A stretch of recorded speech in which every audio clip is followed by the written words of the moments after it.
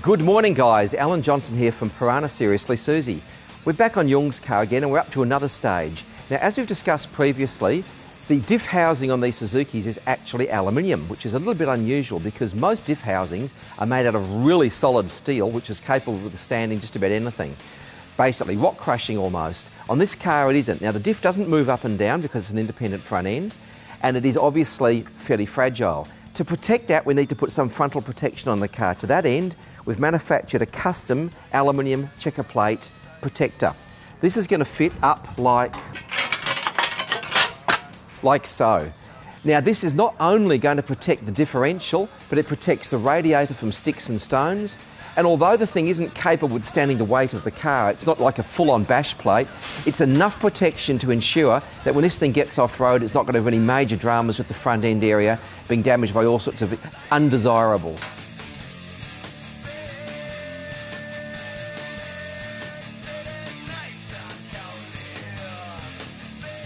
We're now getting to some really fun bits of Jung's car. We're actually getting to put finally the nicely modified ARB bar onto the front, and we're getting to fit in this fantastic Tigerz11 Winch from Paul at Tigerz.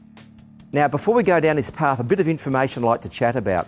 We've just gone out to the scales and had a bit of a play there, and Jung was grizzling that this winch was a bit heavy at 19 odd kilos. So we decided we'd put on the other alternative to this type of winch, which is something like the Premier, which is 32 kilos.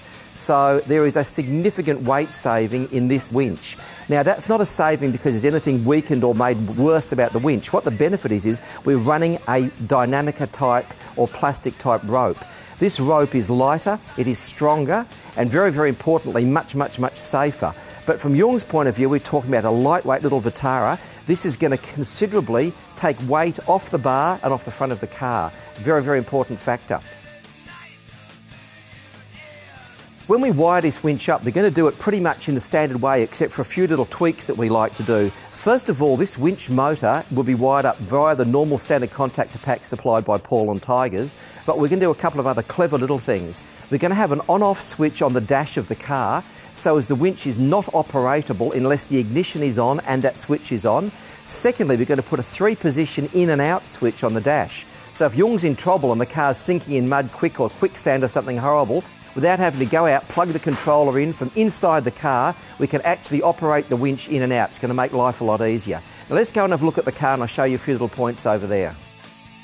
To fit this 12,000 pound Tigerz winch into the ARB bar, we've had a few extra tweaks. We've actually had to change the mounting system ever so slightly, getting some extra bolts into it.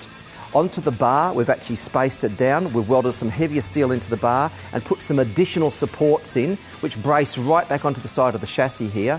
So that bar is going to be an absolutely solid situation, capable of handling that very high-powered winch.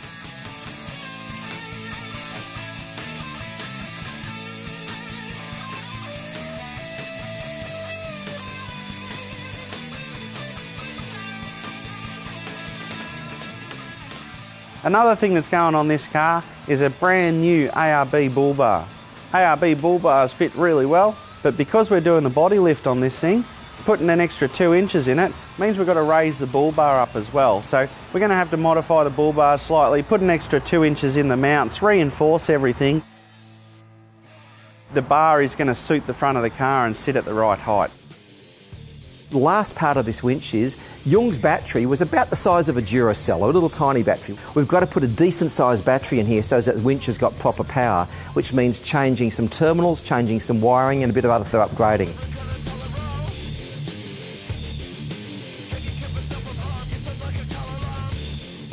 Jung's winch has got the Dynamica type rope in it, which is a synthetic rope. With a normal winch, we would normally run a standard, what we call roller Fairlead. Roller Fairlead has got 4 metal rollers, so as the cable comes out, it can roll past nice and neatly. Now when we run the Dynamica type rope or the synthetic rope, it's fairly important we don't normally use the standard Fairleads because they can potentially damage the rope. If you get on a particular angle, it can get caught, which is bad. The alternatives to that are the following. We can actually use a fully polished aluminium hawser Fairlead, which is an absolutely fantastic option, very, very tough, very durable, and will look really nice. The other alternative to this is to use a plastic hawser, which is really, really good also because the plastic is like self-lubricating against the rope, which reduces friction.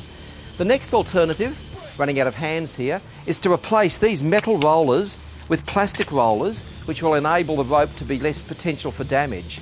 So when this is all done, we're going to have to make a decision as to which way we go.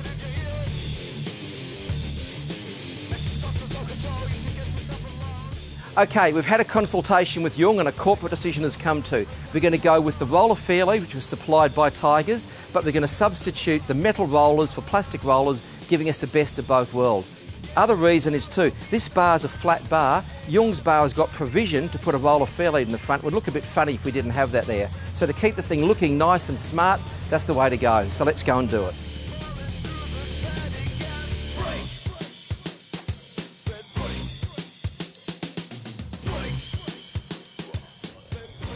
Hi, I'm Matt Frost from ARB and we're here today kitting out Jung's Suzuki Vitara with a well-engineered steel bull bar.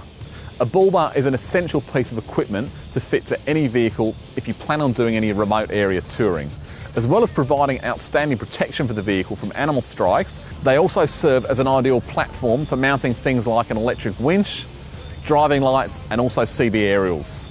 Now, bull bars come in a variety of shapes, sizes and materials, and it's very important that you do your homework when you're selecting a bull bar for your vehicle. There's absolutely no doubt that steel offers far more protection than aluminium or plastic. If you're after decent protection for your vehicle, steel really is the only choice.